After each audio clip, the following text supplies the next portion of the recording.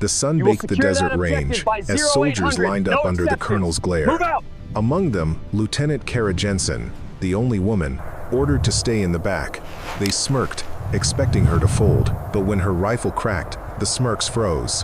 One by one, she hit targets no one else could even spot through dust, glare, and crosswind. 3 minutes later, every sniper on the range had been outshot, and the colonel stood in silence, realizing the lesson she'd just taught. Skill doesn't ask for permission, and courage doesn't wait for orders. The desert wind carried sand like tiny razors across the firing range at Fort Braxton. Lieutenant Kara Jensen stood at attention with 19 other soldiers, her boots planted in earth that seemed to reject moisture as a matter of principle. The thermometer had climbed past 105 degrees before noon, and now, at 1400 hours, the heat pressed down like a physical weight. Colonel Marcus Riggs paced before them, his weathered face carved by 30 years of service.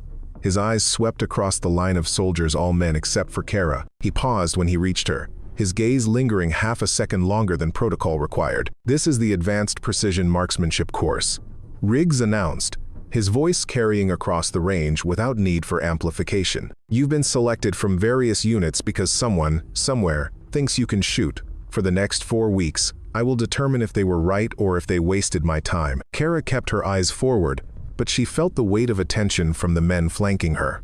Staff Sergeant Derek Holloway stood 3 positions to her left. She'd heard him earlier, voice low but intentional, telling another soldier that this isn't the place for diversity checkboxes. "We'll begin with a baseline assessment," Riggs continued. 800 meters, 3 rounds. You'll engage targets in sequence left to right. This isn't about spray and pray. This is about precision under pressure. He turned, scanning the formation. "Lieutenant Jensen, you'll take the final position in rotation, the back of the line, last to shoot." The implication hung in the air like the dust devils dancing across the hardpan. "Yes, sir," Kara replied, her voice steady. The first shooter stepped to the line, a captain from 3rd Battalion, broad-shouldered and confident. He settled into position, adjusted his scope, and fired. The spotter called out corrections. 2 hits, 1 near miss. Respectable. One by one, the soldiers took their turns. Some performed well, others struggled with the wind that gusted unpredictably across the valley. Kara watched each attempt, noting how the mirage shimmer changed with the temperature, how the flags at various distances told different stories about wind speed and direction. When Holloway's turn came, he made a show of it. He dropped to prone with practiced ease, his movements fluid. 3 shots, 3 hits. He rose with a slight smile, nodding to the soldiers who offered quiet congratulations. Finally, only Kara remained. She walked to the firing line, feeling every eye on her back. The M2010 rifle she carried had been her companion for 3 years. The stock bore scratches from operations she didn't discuss. Along the barrel, barely visible, were etched the words, "For Hale." Kara settled into position, feeling the hot earth through her uniform.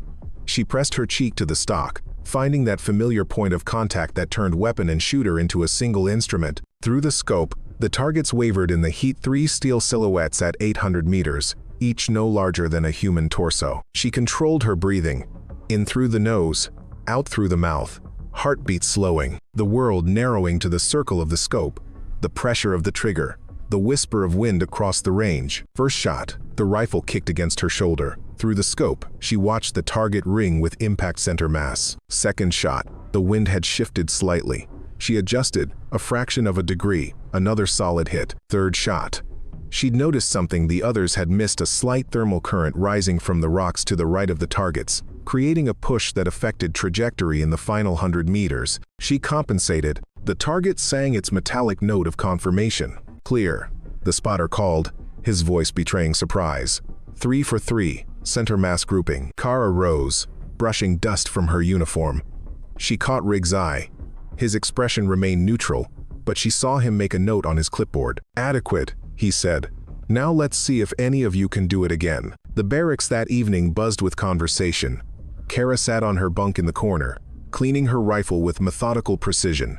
The M2010 broke down into components she could reassemble: blindfolded barrel, bolt assembly, trigger group. Each piece received careful attention. "Beginner's luck," someone muttered from across the room. She didn't need to look up to know it was Holloway. 3 shots doesn't prove anything. She grouped tighter than you did, another voice countered. Lieutenant Nathan Cross, a lean man from 2nd Division.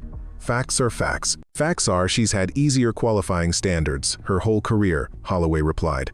Lower bars. This is the real deal now. Kara continued cleaning, running the bore snake through the barrel. She'd learned long ago that engaging with skepticism only fed it. Performance spoke louder than arguments. Captain William Foster, the senior officer among the students, intervened. Save it for the range, Holloway. Riggs doesn't care about your theories, just your scores. The conversation shifted to other topics. Kara finished her maintenance and stepped outside into the cooling desert night. The temperature had dropped 30 degrees, and stars emerged like bullet holes in black fabric. She walked to the edge of the compound, where the desert stretched away into darkness. Out there, beyond the perimeter lights, the land held its secrets. She'd learned to read terrain the way others read books, every shadow, every rise and fall of Earth telling a story about wind patterns, line of sight, concealment. Her mind drifted back 3 years. Kandahar Province. The mission that changed everything. 3 years earlier, the convoy had stopped for mechanical issues 12 kilometers from Camp Wilson. Kara had been the medical officer attached to Bravo Company, responsible for treating injuries and coordinating evacuation when needed. She wasn't supposed to be a shooter. The ambush came without warning. RPG fire from the ridgeline, small arms from the rocks on both flanks. The convoy's security team returned fire, but they were pinned down, taking casualties. Sergeant Thomas Hale, the unit's designated marksman, worked to suppress the enemy positions. Kara watched him operate calm, focused, methodical. Between shots, he called out wind conditions and range estimations to other soldiers. Then he took a round through the shoulder. He went down hard, his rifle clattering against the vehicle's armor. Kara reached him within seconds, her medical training taking over. The wound was serious but manageable if they could stop the bleeding. But the enemy fire intensified. Without Hale's precision shots keeping them suppressed, the attackers grew bolder. The rifle, Hale gasped through gritted teeth. Far ridge, 300 meters. Muzzle flashes at 10 o'clock. Kara looked at the weapon lying in the dust. She'd qualified on rifles in basic training, like everyone. But she was a medic, not a marksman. I can't, she started. You can, Hale cut her off. The rifle doesn't care who pulls the trigger. Range is dialed in. Just breathe and squeeze. Enemy rounds sparked off the vehicle above their heads. Another soldier screamed. They were running out of time. Kara grabbed the rifle. It felt heavier than she remembered from training. She found a position behind the vehicle's wheel well, using it for support. Through the scope, she could see the muzzle flashes Hale had indicated bright bursts of light against the dark rocks. She lined up the crosshairs, her hands shaking. The shot went wide. Breathe, Hale said beside her, his voice weakening. You're not trying to kill the distance, you're just making one small motion. That's all it is. She took another breath. Let it out slowly. The crosshairs steadied. The rifle cracked. Through the scope, she saw the muzzle flashes stop. Again, Hale whispered. There's at least 2 more. She shifted her aim, found another position. This time, her hands didn't shake. She fired twice more, both shots finding their marks. The enemy fire slackened. The security team gained the initiative and pushed forward. The ambush collapsed. By the time reinforcements arrived, Kara had fired 11 rounds from Hale's rifle. Intelligence would later confirm she'd neutralized 4 enemy combatants and wounded 3 others, effectively breaking the attack. Hale survived his wound. Before his medical evacuation, he pressed something into her hand, a small book, worn and stained. Field Manual for Precision Marksmanship. She read on the cover. You saved my life, Hale said. Now I'm going to teach you to save others. For the next year, whenever Hale was stateside and Kara could get leave, they met at civilian ranges. He taught her everything from reading wind using grass and dust, to calculating holdover without a computer, to the mental discipline required to make difficult shots under pressure. A sniper isn't about the longest shot or the most kills, he told her during one session. It's about being the calm in chaos. When everyone else is panicking, you're breathing. That's the real skill. 2 years after their training began, Hale died in a training accident. A helicopter crashed during a routine transport. Kara attended the funeral in dress uniform, standing among Marines who'd served with him for decades. She requested a transfer after that.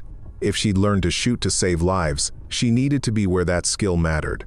The application to the Advanced Precision Marksmanship course took 8 months to process. When the acceptance letter arrived, she had Hale's call sign engraved on her rifle barrel. For Hale, because he'd taught her that fear was just another variable to account for. The second week of the course introduced fieldcraft, the art of moving unseen through hostile terrain. Colonel Riggs briefed them on the exercise during morning formation. 24-hour evolution, he announced. You'll navigate 10 kilometers through the Badlands sector. Your objective is to identify 3 designated targets and record their grid coordinates without being detected by opposition forces. Water, rations, and navigation tools are your responsibility. No radios. If you quit, you fire a flare and we'll extract you. Questions? Lieutenant Cross raised his hand. Opposition forces, sir? Instructors with paintball markers. If you're tagged, you're dead. Dead soldiers don't graduate. Riggs checked his watch. You depart at 1800 hours. Study your maps. Dismissed. Kara spent the afternoon preparing.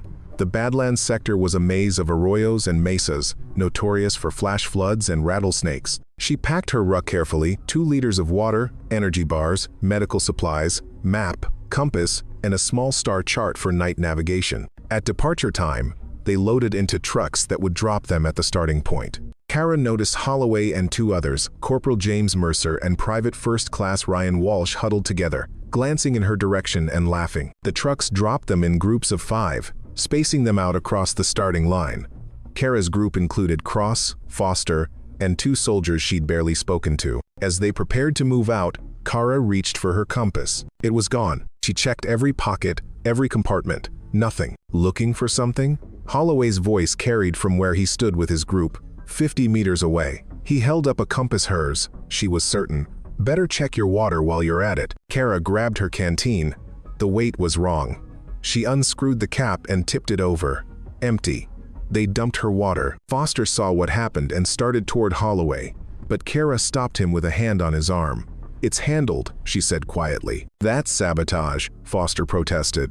Riggs is watching to see how we deal with problems, Kara interrupted.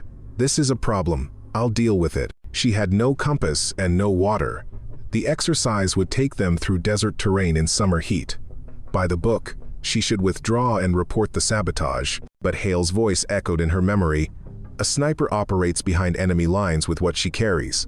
The mission doesn't change because equipment fails. You adapt. Kara adjusted her ruck and moved out with her group. The first 3 hours passed without incident. The team moved through a series of ravines, using the failing light to mask their approach. As darkness fell, they reached the first checkpoint, a water tank that marked the 4-kilometer point. Foster checked the map. We should reach the first target area by midnight if we maintain pace. What about water? Cross asked, looking at Kara. How much do you have left? I'm fine, she lied. Her throat was already dry, her lips cracking from the heat that still radiated from the rocks around them. They moved on. The terrain grew rougher, loose shale that clattered with every step, requiring them to move slowly to avoid detection by the roaming instructors. Around 2200 hours, they spotted their first opposition patrol, 2 instructors with night vision goggles, moving in a standard sweep pattern. The team went to ground, waiting in absolute silence as the patrol passed within 20 meters. Kara's heart hammered, but she controlled her breathing, shallow and quiet. After 10 minutes, Foster gave the hand signal to continue. By midnight, dehydration was taking its toll. Kara's vision wavered at the edges.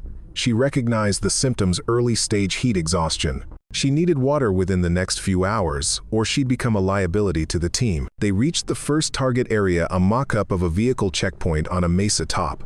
Through binoculars, they documented the setup and recorded coordinates. 1 down, 2 to go. During a rest break, Foster pulled Kara aside. You're struggling. Take some of my water. Keep your water, Kara replied. I'm navigating us out of here. Remember, you don't have a compass. Don't need one. Foster looked skeptical but didn't push. The team moved toward the second objective, but Kara led them on a different route than the map suggested, following a dry stream that ran roughly northeast. This isn't the direct route, Cross observed. Direct route puts us on open ground during the moonrise, Kara explained. This stream provides cover and follows the terrain's natural drainage. If I'm reading the topology right, there's a collection tank about 2 kilometers ahead where rainwater gathers. If you're wrong? Cross asked. Then I'm wrong. but the stars say we're heading the right direction, and the vegetation patterns suggest water passed through here recently. They found the collection tank 90 minutes later, a natural depression in the rock where water pooled after rains. It was stagnant and probably home to bacteria, but Kara used her medical supplies to purify it. The team refilled their canteens. Foster grinned in the darkness. "You learned that from a map?" "I learned it from watching where things grow," Kara replied. "Plants don't lie about water." They completed the exercise 6 hours ahead of the fastest recorded time, documenting all 3 targets without being detected. When they reached the extraction point at dawn, Colonel Riggs was waiting with the evaluation team. "Lieutenant Jensen," he said, reviewing their paperwork. "Your route deviated significantly from the planned navigation corridor." "Yes, sir." "The terrain suggested a more efficient approach." "Your compass?" "I navigated using the stars and terrain features, sir." Riggs' eyes narrowed. "You're telling me you completed a 10-kilometer night movement through hostile terrain without a compass?" "The stars are more reliable than instruments, sir. They don't malfunction." For the first time since the course began, something that might have been respect flickered across Riggs' face. "Get some rest, Lieutenant. Tomorrow's exercise will be more challenging." As Kara walked toward the barracks, she passed Holloway. He looked away, jaw tight. The message was clear: she didn't need their approval to succeed. She just needed to be better. Week 3 introduced long-range engagement, the core skill that separated competent shooters from true precision marksmen. The distances stretched beyond what most soldiers would ever attempt in combat. 1,200 meters. Nearly 3/4 of a mile. At that range, gravity pulled bullets down, wind pushed them sideways, and the Earth's rotation became a factor in trajectory calculations. Colonel Riggs gathered them at the long-range facility, a sophisticated range that extended into a natural valley, with targets positioned at various distances up to 1,500 meters. "This week determines who proceeds to the final evaluation," Riggs announced. "You'll engage targets from 800 to 1,200 meters under varying conditions. Wind, heat mirage, elevation changes, every factor that complicates real-world shots. The top 10 performers advance. The rest return to their units." He paused, looking at each soldier.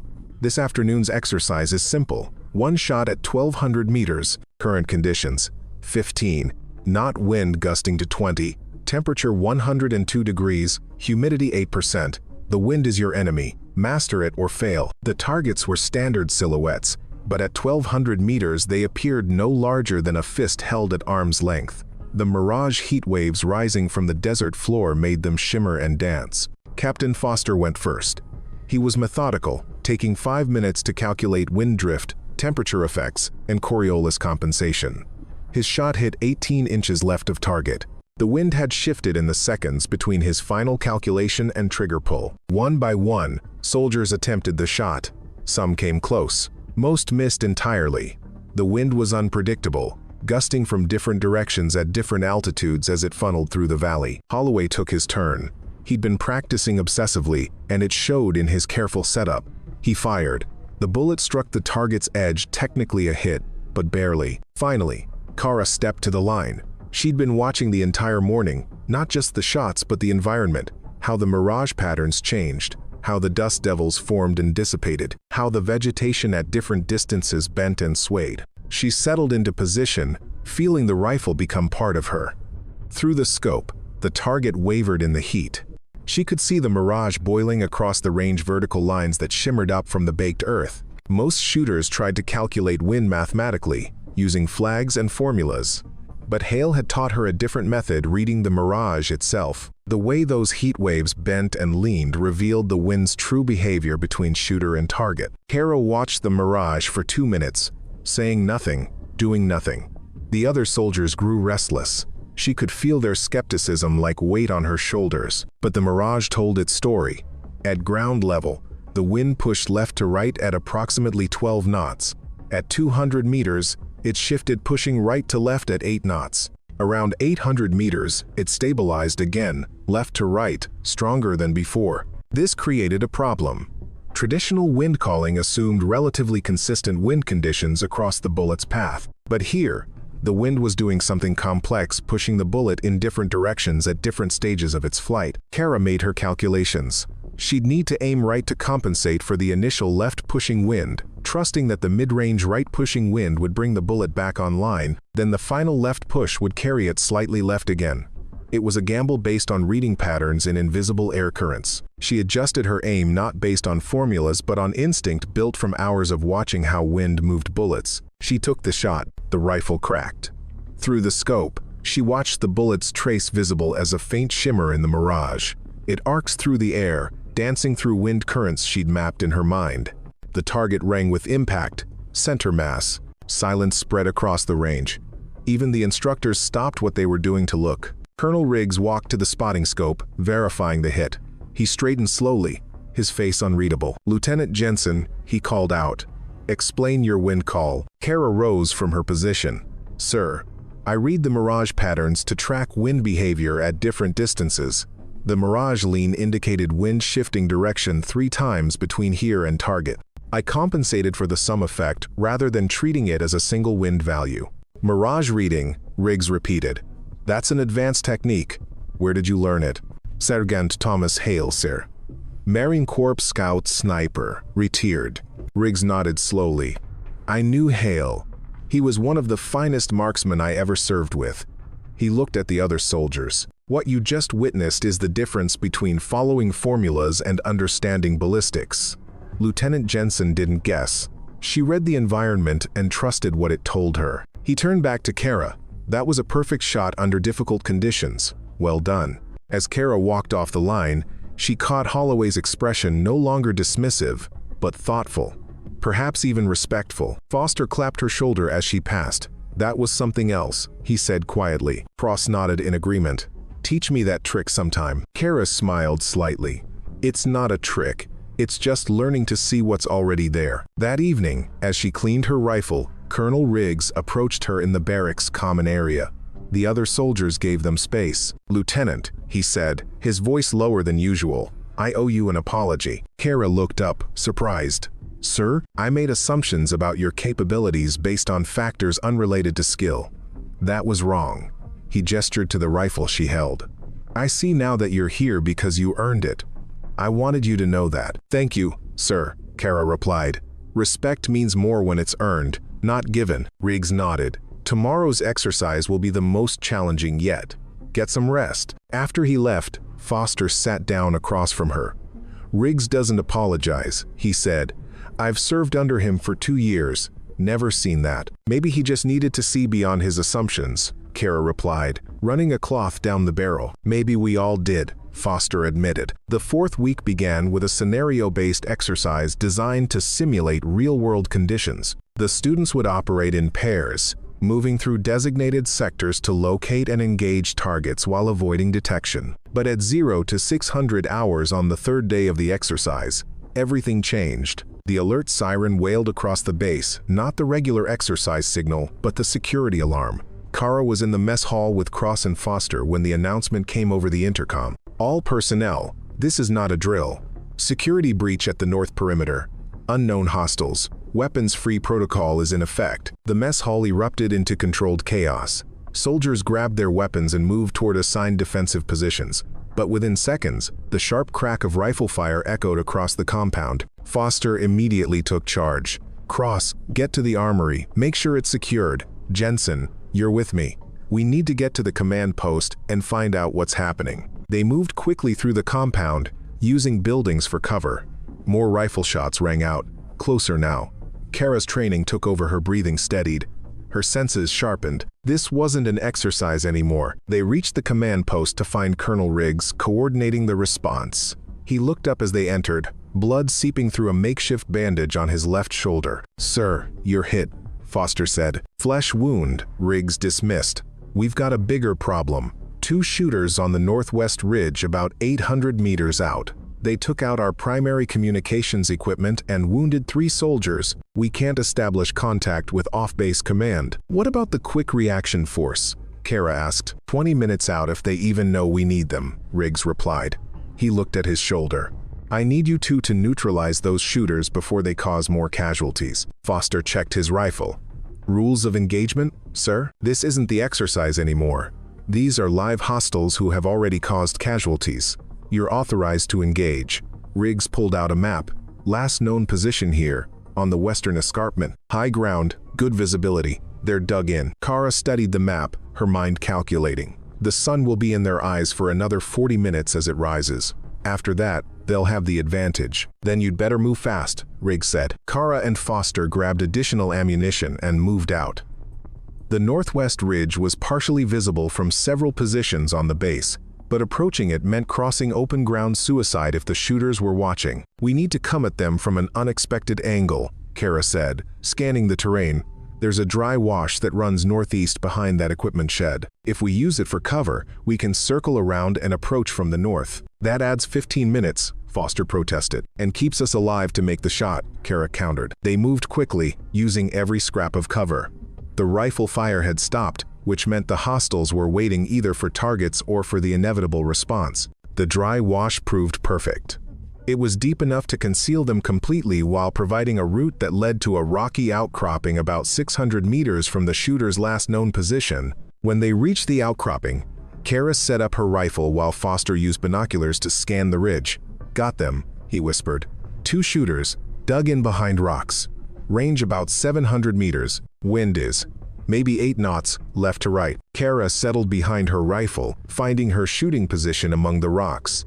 Through the scope, she could see the hostile position. 2 figures, partially concealed, scanning the base through their own optics. The range was 700 meters, well within her capability. But there was a complication. The angle was steep, shooting upward at approximately 15 degrees.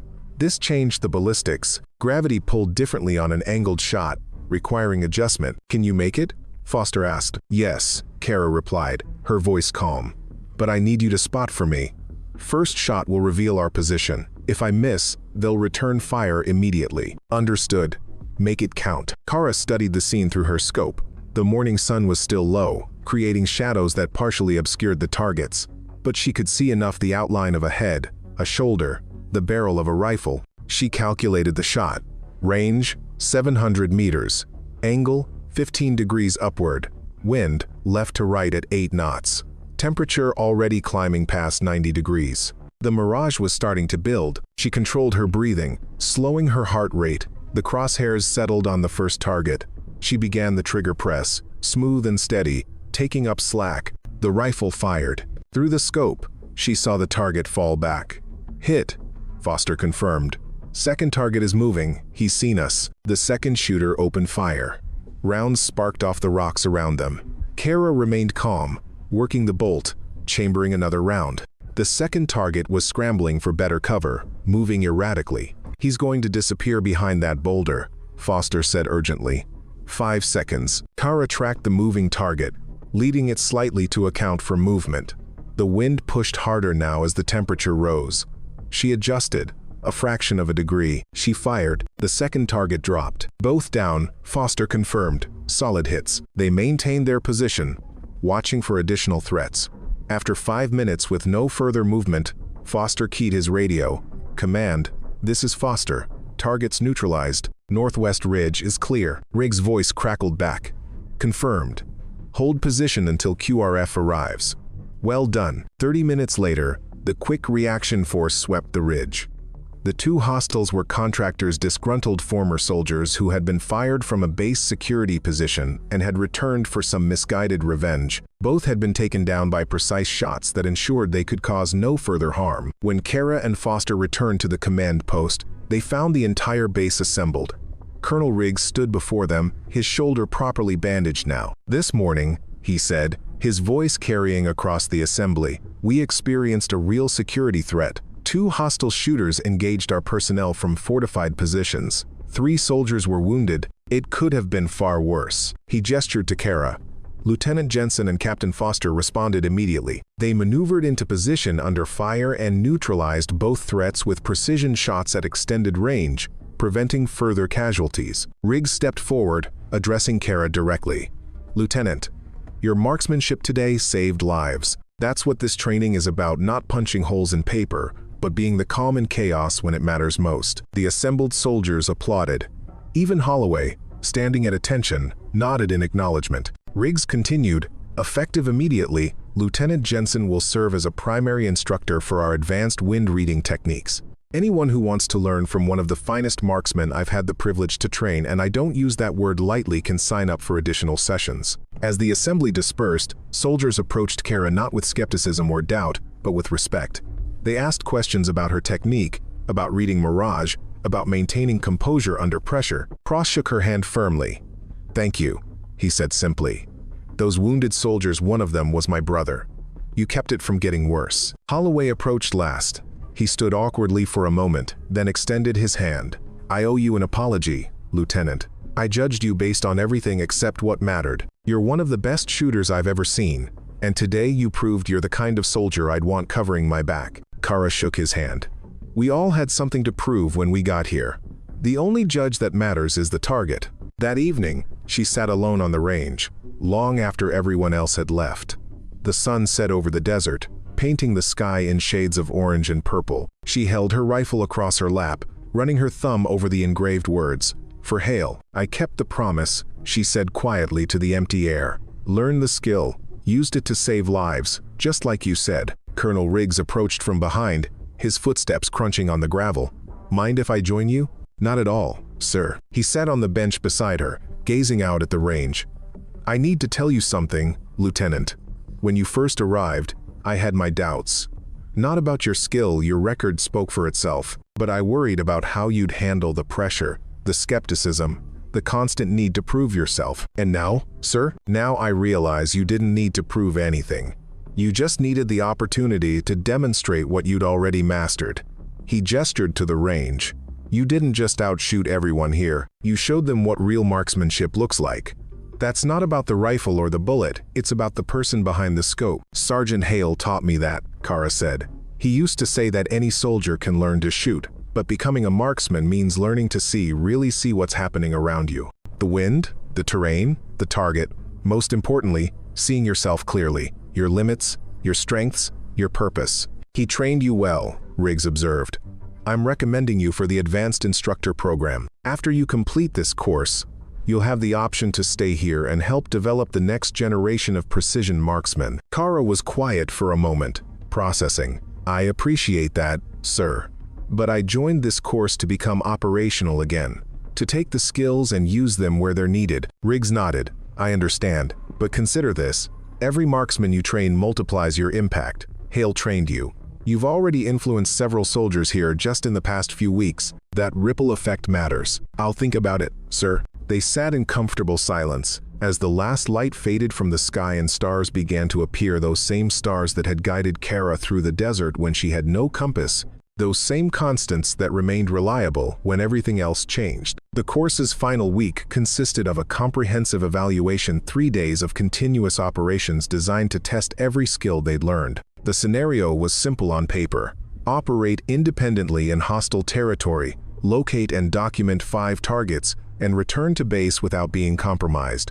In practice, it was the most demanding challenge any of them would face. Kara studied her assigned sector map, 50 square kilometers of desert and rocky hills. The 5 targets were represented by specific terrain features she had to identify and photograph with a timestamp proving she'd been there. Opposition forces, instructors with paintball markers and observation posts would be actively hunting the students. Colonel Riggs briefed them at dawn. "This is the culmination of everything you've learned. Navigation, concealment, observation, judgment. You'll be scored not just on completing objectives, but on how you adapt to complications. Because there will be complications." He wasn't exaggerating. 6 hours into her movement, Kara's primary camera malfunctioned. The lens cracked when she had to dive for cover to avoid an observation post. Without photographic proof of reaching the targets, she couldn't complete the mission. She had 2 choices: extract and fail, or adapt. In her kit, she had a backup, the small notepad every soldier carried. She could sketch the terrain features, include precise grid coordinates, and describe identifying characteristics in enough detail to prove she'd been there. It wasn't the assigned method, but it would demonstrate the objectives had been achieved. Over the next 48 hours, Kara moved like a ghost through the sector. She traveled at night, using shadows and terrain masking. During the day, she found concealment and observed patterns when the observation posts rotated, where the opposition patrols focused their attention. What routes remained unmonitored? She located all 5 targets, documenting each with detailed sketches and notes. The fourth target required her to approach within 200 meters of a heavily monitored position. She waited 18 hours for the right moment when the observers changed shifts and attention briefly lapsed. The final target presented the greatest challenge. It was positioned on a mesa top with excellent visibility in all directions. Approaching during daylight was impossible. But the moon phase was wrong for a night approach, too much illumination. Kara studied the terrain for hours before finding her solution. A steep ravine ran along the mesa's western side. It required climbing difficult with a full kit, but it provided complete concealment right up to the target location. The climb took 4 hours. Her hands were bloody by the time she reached the top. But she documented the target, added it to her notebook, and descended before dawn. She reached the extraction point with 3 hours to spare, the first student to complete the evolution. When she presented her documentation to Colonel Riggs, he reviewed each sketch and note carefully. "Your camera failed," he observed. "Yes, sir. I adapted. These sketches are more detailed than most photographs would be. You've included distances, angles, even wind direction at each location. I wanted to be thorough, sir." Riggs closed the notebook and looked at her. "Lieutenant Jensen, in my 30 years of running this course, I've seen plenty of excellent shooters. What makes someone exceptional isn't just marksmanship, it's problem-solving under pressure. You exemplified that throughout this course." Over the next 2 days, other students completed the evolution. Foster finished second, Cross third, Holloway placed in the top 5. Of the original 20 students, 14 completed the course successfully. At the graduation ceremony, Colonel Riggs awarded each graduate their Advanced Precision Marksman certification. When he reached Kara, he paused. "Distinguished honor graduate," he announced. "Lieutenant Kara Jensen, highest scores in long-range engagement, fieldcraft, and the final evolution. Additionally, she has been selected for the Advanced Instructor Program." The assembled soldiers applauded. Kara accepted the certificate and the honor graduate medal, maintaining her composure even as pride swelled in her chest. After the ceremony, Foster approached. "Instructor Program," he said. "You taking it?" "I think so," Kara replied. "Riggs made a good point. If I can teach others, the impact multiplies." "Hale would be proud," Foster observed. "I think he would," Kara agreed, touching the engraved words on her rifle barrel. 18 months later, Lieutenant Kara Jensen stood before a new class of students at the Advanced Precision Marksmanship course. Among them were 12 men and 4 women, the largest number of female students the course had ever accepted at one time. She'd spent the intervening year and a half developing curriculum, training with the most advanced marksmen in the military, and conducting operational missions that she couldn't discuss. The rifle on her back bore new scratches, new stories, but today, she was an instructor. "I'm Lieutenant Jensen," she began, her voice carrying across the range. "For the next 4 weeks, I'll be teaching you to read wind using mirage analysis. This is an advanced technique that will dramatically improve your first-round hit probability at extended ranges." She saw skepticism in some faces, belief in others. It reminded her of her own arrival at this same range 2 years ago. "Before we begin," she continued, "I want to tell you what this course really teaches. It's not about making impossible shots. It's about becoming the calm in chaos. When everything around you is falling apart, you'll be the steady hand, the clear mind, the precise action that makes the difference." She held up her rifle, showing them the engraved words. "Sergeant Thomas Hale taught me that.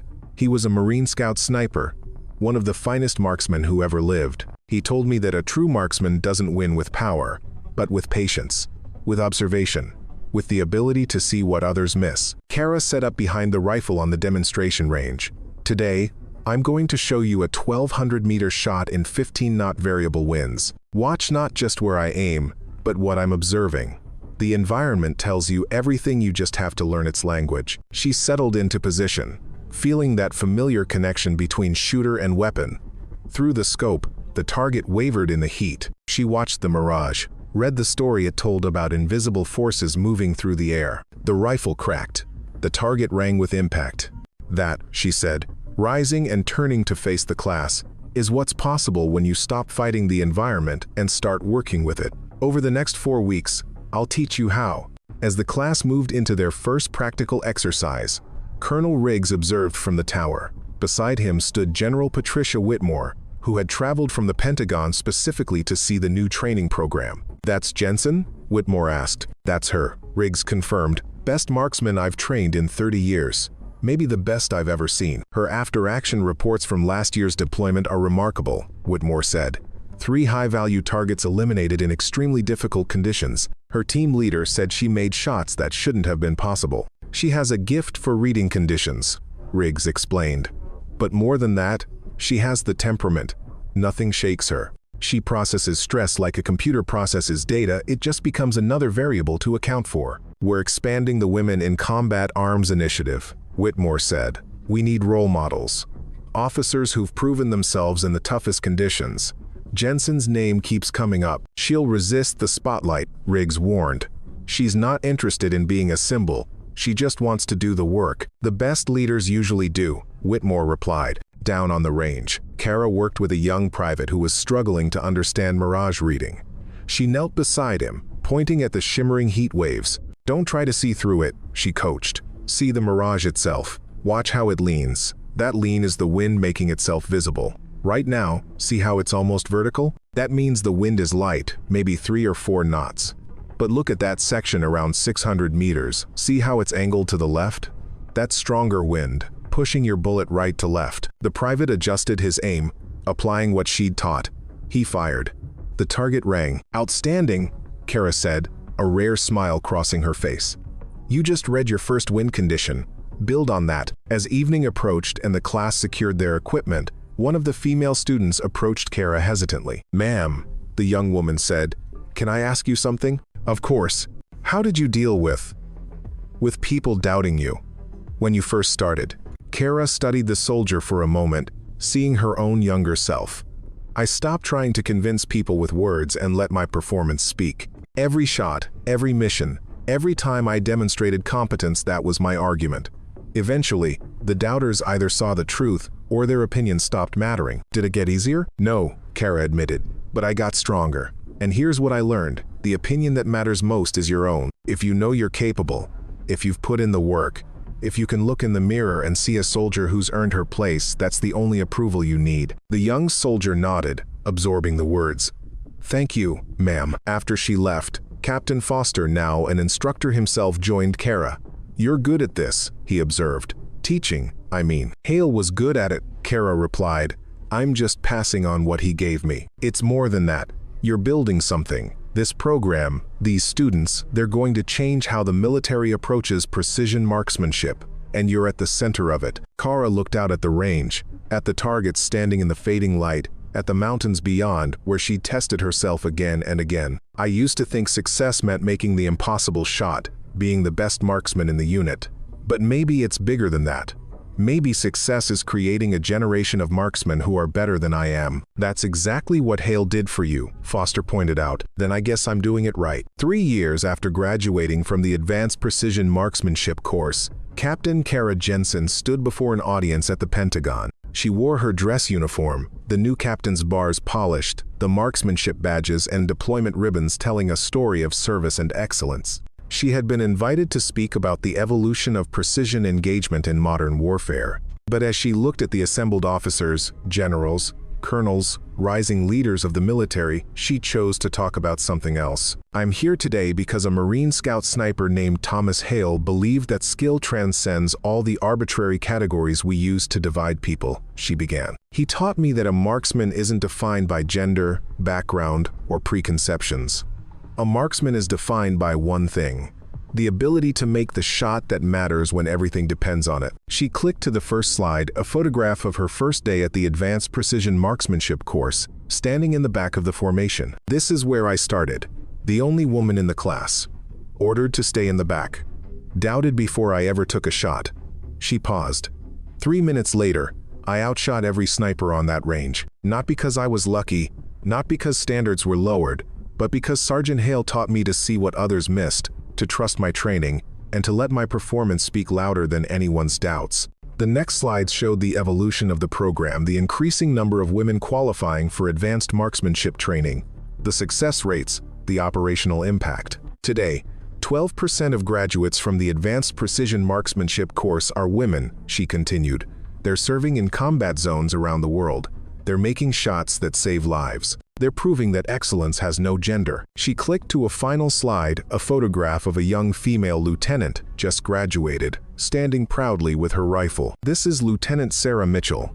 3 months ago, in Afghanistan, she made a 1,400-meter shot that eliminated a high-value target who had been responsible for numerous coalition casualties. The shot was made in 30-knot winds, at high elevation, under enemy fire. It was, by any measure, an extraordinary demonstration of marksmanship. Kara looked at the audience. When I asked Lieutenant Mitchell where she learned the techniques that made that shot possible, she told me, "Captain Jensen taught me to read the wind, but more than that, she taught me that I belonged there, that my presence on that ridge was earned, not given. She taught me to trust myself." The room was silent. Kara continued, "That's what this is really about. Not just training better marksmen, but creating an environment where talent can emerge regardless of where it comes from. Every time we allow preconceptions to override evidence, we lose. We lose potential, we lose capability, and we lose the very excellence we claim to value." She stepped back from the podium. "Sergeant Hale gave me a gift. He taught me not just how to shoot, but how to see. Now I'm passing that gift forward, and every soldier I train, man or woman, carries that legacy with them. That's how we honor those who came before, not by protecting their memory, but by building on their foundation." The applause started slowly, then built. General Whitmore stood, and the rest of the room followed. After the presentation, Whitmore approached. "Powerful speech, Captain." "Thank you, ma'am. I have a proposition for you. We're developing a new training program, integrated combat leadership for joint operations. We need someone who understands both the technical and cultural challenges of breaking new ground. Someone who's done it themselves." "I'm honored, General, but I'd like to stay with the marksmanship program. There's still work to do." Whitmore nodded, unsurprised. "I expected that answer, but keep it in mind for the future. Leaders like you who lead by example rather than rhetoric are what we need more of." That evening, Kara returned to Fort Braxton. She walked out to the long-range facility, now empty and quiet under a field of stars. She set up her rifle at the 1,200-meter line, the same distance where she'd first demonstrated her abilities years ago. She didn't fire. She just sat, feeling the wind, watching the stars, remembering. Thomas Hale had taught her to shoot, but more importantly, he'd taught her that strength didn't require permission, that excellence spoke for itself, and that the greatest legacy wasn't in the shots you made, but in the doors you opened for those who came after. She thought of all the students she'd trained, all the soldiers who were now out there, making their own impossible shots, proving their own worth. The ripple effect Hale had started continued, growing wider with each generation. Kara stood, shouldering her rifle. As she walked back toward the lights of the base, she felt the weight of the weapon not as a burden, but as a reminder. Every skill carried responsibility. Every door opened created an obligation to hold it open for others. The colonel had ordered her to stay in the back. 3 minutes later, she'd proven that orders couldn't define capability, that prejudice couldn't override performance, and that the only position that mattered was the one you earned. The desert wind carried her footsteps away into silence. Above, the stars wheeled in their ancient patterns, constant and reliable, showing the way forward for anyone who learned to read them. For Hale, for every doubter who became a believer, for every soldier who would come after, carrying forward a legacy built one precise shot at a time. The range stood empty now, waiting for tomorrow's shooters. But the lessons remained, etched into the earth like the words on Kara's rifle, permanent reminders that respect isn't given, it's earned, one shot at a time,